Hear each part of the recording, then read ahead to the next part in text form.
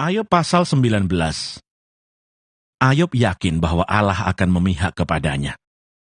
Tetapi Ayub menjawab, "Berapa lama lagi kamu menyakitkan hatiku dan meremukkan aku dengan perkataan? Sekarang telah 10 kali kamu menghina aku. Kamu tidak malu menyiksa aku. Jika aku sungguh tersesat, maka aku sendiri yang menanggung kesesatanku itu. Jika kamu sungguh hendak membesarkan diri terhadap aku dan membuat celakaku sebagai bukti terhadap diriku, insafilah bahwa Allah telah berlaku tidak adil terhadap aku dan menebarkan jalannya atasku. Sesungguhnya aku berteriak kelaliman, tetapi tidak ada yang menjawab. Aku berseru minta tolong, tetapi tidak ada keadilan. Jalanku ditutupnya dengan tembok, sehingga aku tidak dapat melewatinya, dan jalan-jalanku itu dibuatnya gelap. Ia telah menanggalkan kemuliaanku dan merampas mahkota di kepalaku. Ia membongkar aku di semua tempat, sehingga aku lenyap, dan seperti pohon harapanku dicabutnya. Murkanya menyala terhadap aku, dan menganggap aku sebagai lawannya. Pasukannya maju serentak, mereka merintangi jalan melawan aku, lalu mengepung kemahku. Saudara-saudaraku dijauhkannya daripadaku, dan kenalan-kenalanku tidak lagi mengenal aku. Kaum kerabatku menghindar, dan kawan-kawanku melupakan aku. Anak semang dan budak perempuanku menganggap aku orang yang tidak dikenal. Aku dipandang mereka orang asing. Kalau aku memanggil budakku, ia tidak menyaut. Aku harus membujuknya dengan kata-kata manis. Nafasku menimbulkan rasa jijik kepada istriku, dan bauku memualkan saudara-saudara sekandungku. Bahkan kanak-kanak pun menghina aku.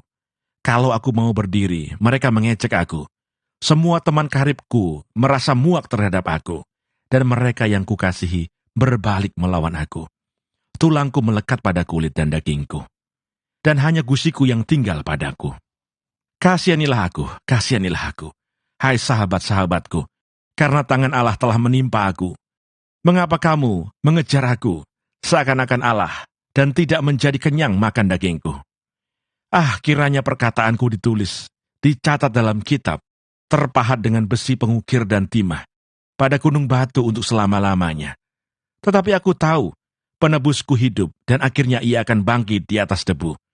Juga sesudah kulit tubuhku sangat rusak, tanpa dagingku pun, aku akan melihat Allah.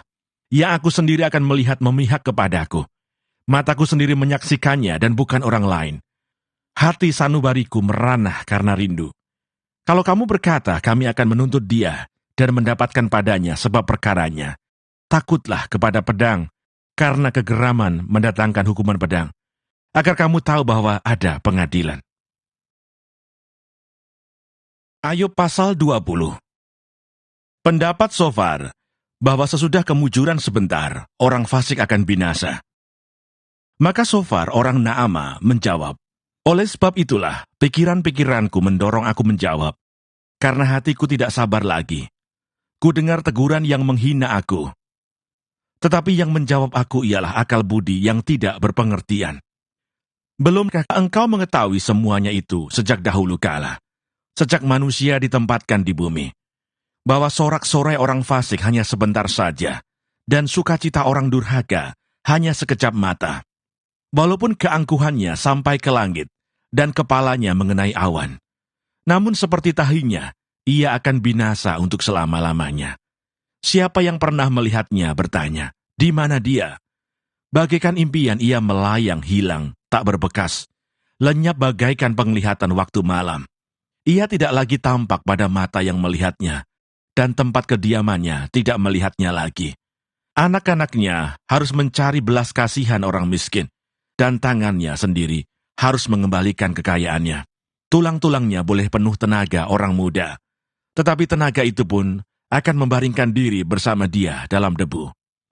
Sungguh pun kejahatan manis rasanya di dalam mulutnya, sekalipun ia menyembunyikannya di bawah lidahnya, menikmatinya serta tidak melepaskannya, dan menahannya pada langit-langitnya.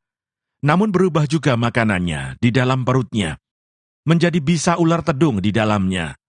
Harta benda ditelannya, tetapi dimuntahkannya lagi. Allah yang mengeluarkannya dari dalam perutnya, bisa ular tedung akan diisapnya.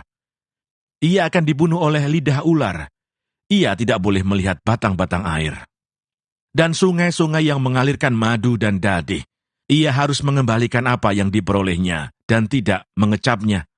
Ia tidak menikmati kekayaan hasil dagangnya, karena ia telah menghancurkan orang miskin dan meninggalkan mereka terlantar. Ia merampas rumah yang tidak dibangunnya. Sesungguhnya ia tidak mengenal ketenangan dalam batinnya, dan ia tidak akan terluput dengan membawa harta bendanya. Suatu pun tidak luput daripada lahapnya. Itulah sebabnya kemujurannya tidak kekal. Dalam kemewahannya yang berlimpah-limpah, ia penuh khawatir. Ia ditimpa kesusahan dengan sangat dahsyatnya.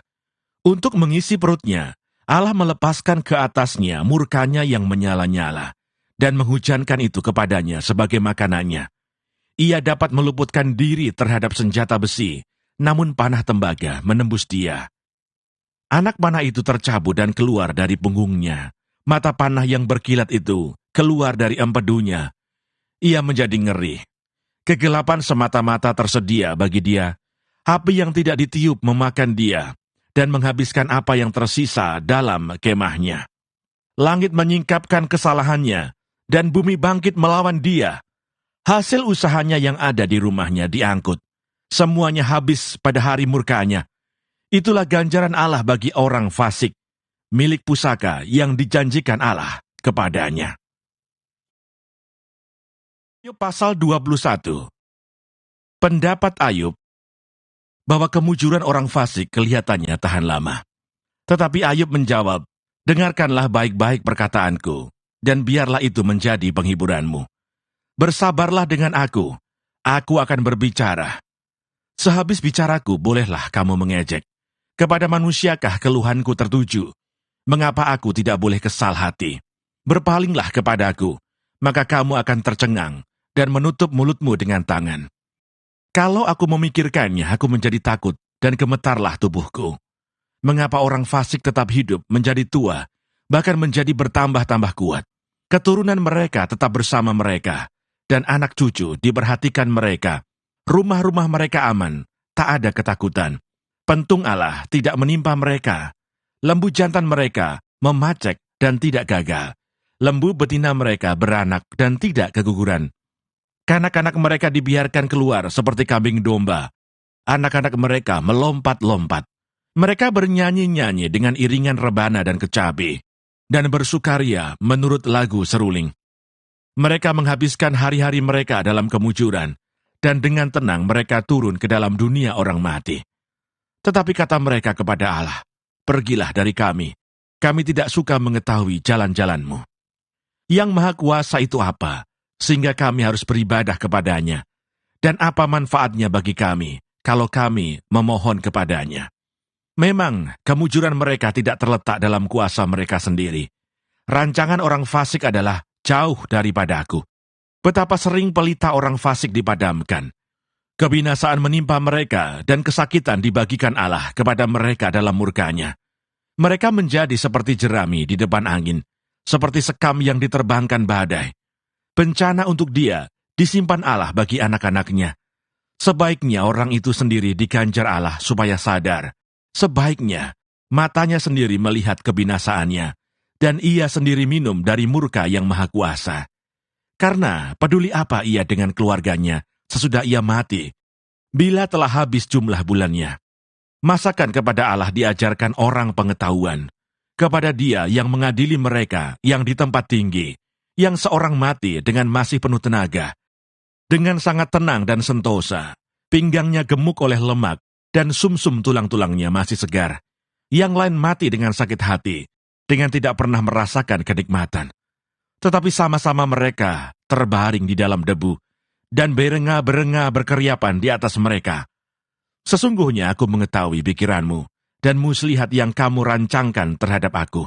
Katamu, di mana rumah penguasa? Di mana kemah tempat kediaman orang-orang fasik? Belum pernahkah kamu bertanya-tanya kepada orang-orang yang lewat di jalan? Dapatkah kamu menyangkal petunjuk-petunjuk mereka, bahwa orang jahat terlindung pada hari kebinasaan, dan diselamatkan pada hari murka Allah? Siapa yang akan langsung menggugat kelakuannya, dan mengganjar perbuatannya? Dialah yang dibawa ke kuburan, dan jiratnya dirawat orang. Dengan nyaman ia ditutupi oleh gumpalan-gumpalan tanah di lembah. Setiap orang mengikuti dia, dan yang mendahului dia tidak terbilang banyaknya. Alangkah hampanya penghiburanmu bagiku. Semua jawabanmu hanyalah tipu daya belaka.